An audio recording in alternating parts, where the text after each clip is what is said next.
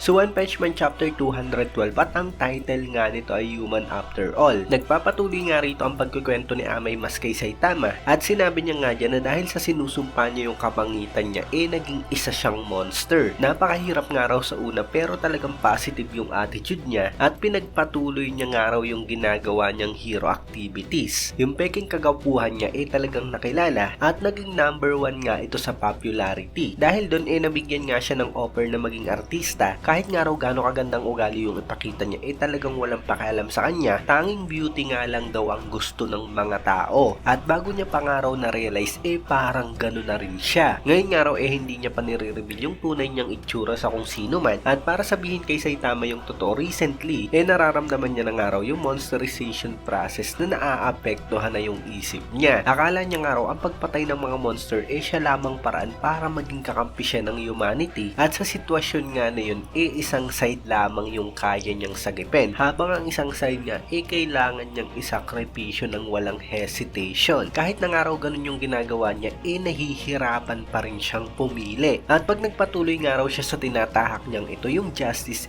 parang isang symbol na lamang at eventually hindi niya na nga maiintindihan kung ano ba yung meaning ng pagiging isang tao. At hindi niya na nga raw ma-imagine kung ano yung kahahantungan niya pag nangyari yon. Kaya gusto niya nga raw merong mag-inherit ng mga idols niya habang merong pang natitirang humanity sa kanya. At kung naiintindihan ba raw yun ni Saitama. Pero napatingin nga lang si Saitama sa may gilid niya at sinabing umipot daw yung ibon. Sabi naman ni Amay Mask wala na nga raw iba kundi si Saitama dahil sa ultimate strength nito. Pero sagot nga dyan ni Kalbusore at hindi niya raw matatanggap yon. Yung pag-akto-akto nga raw na yan isa lamang malaking trouble at tingin niya raw baka merong pang ibang mas suitable sa kagustuhan niyang si Amay Mask. Sabi naman ni Amay Mask satisfied na ba raw talaga yung si Saitama sa kung ano ito ngayon. Binigyan nga raw ito ng napakapangit na hero name. Kakaunting suporta nga raw ang natatanggap nito sa public at tinanong niya nga si Saitama kung nakakatanggap ba ito ng fan letter. Sagot nga ni Kalbu syempre hindi. Kung matatandaan natin sa season 1 mga tol nakatanggap na siya pero hate letter nga ito. Sinabihan nga si Saitamang duwag at cheater daw ito. Anyway, dagdag pa nga rito ni Amay kailangan nga lang daw ni Saitamang baguhin ng konti yung appearance niya. Pag ginawa nga raw yun ni Saitama sisikat nga raw ito ng napakabilis at baka mahigitan pa nga raw yang si Amay. Sa loob pa nga lang daw ng 2 linggo isang truck na ng fan letter ang darating kay Saitama. Siguradong hahaba raw yung pila ng mga gustong magpaperma. Lahat nga raw ng mga company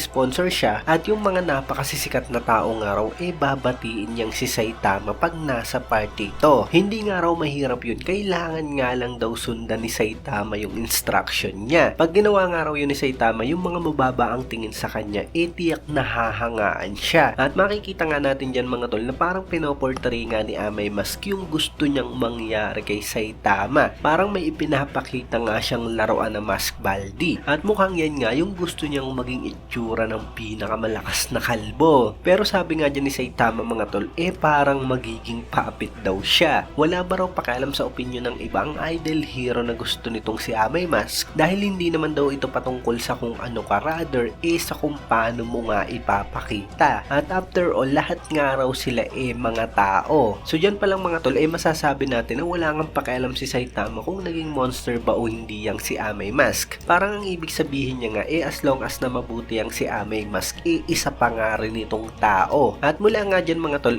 parang natulala na nga lang yang si Amay Mask at naisip niya nga na parang hindi raw nakinig yang si Saitama sa mga sinabi niya. Sabay tanong nga dyan ni Kalbo kung anong oras na ba raw at sagot nga ni Amay mag-aalas 4 na raw ng hapon. Mula nga dyan nagdali-dali yang si Saitama, magagabi na nga raw at nangako siya kay King na maglalaro sila ngayon kaya kailangan niya nang umalis. Pinipigilan nga siya ni Amay Mask dahil sa hindi pa nga raw ito tapos pero tumalon nga agad yang si Saitama dyan sa Ferris wheel kahit napakataas nga nito. At sabi niya pa nga tawagan lang daw siya pag gusto muli ni Amay Mask na ilibre siya ng pagkain. Nagmamadali nga raw siya kaya aalis na agad siya. Habang dito naman si Amay Mask naiisip na hindi pa nga rin daw niya susukuan yang si Saitama at crucial moment nga raw ito kung talagang mananatili ang Hero Association at babayaran niya na nga lang daw yung sinirang pinto niyang si Saitama. Mula nga dyan dito habang nakaupo siya may bigla na lamang siyang narinig na ingay sa baba. Nabigla nga siya dahil sa hiyawan nga yun ng mga tao at dito nga mga tol ipinakitang meron ngang isang clown ang inatake ang mga tao. Sabi nga ng clown nanonood raw ang lahat at talagang napakasarap sa piling. At mula nga dyan, nakita ang clown ng mga tao at napatanong ang mga ito kung bakit inatake ng clown na yan ang guard. Patalon-talon nga rin ang clown kaya hanapan ng mga tao na talagang kakaibang araw ang galawan nito. At mula nga dyan, biglang tumalon nga ito ng napakataas. Sabay aatakihin niya na nga rito yung mga taong namamasyal dyan sa park. Grabe nga yung ngiti dyan ng clown, babanatan niya na ng hammer at ng lobo ang mga tao habang takot na takot ngang tumatakbo ang mga ito. Pero kasunod nga niyan mga tol, biglang dating dito si Amay Mask. Sinalag niya nga agad ang hammer ng clown sabay sabing executing justice. At kasunod nga niyan, ayan na nga,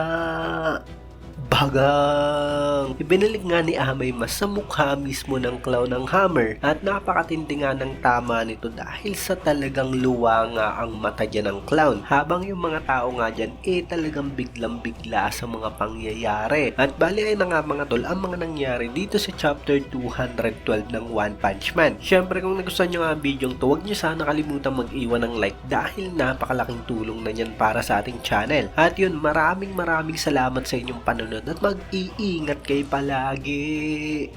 Bagang!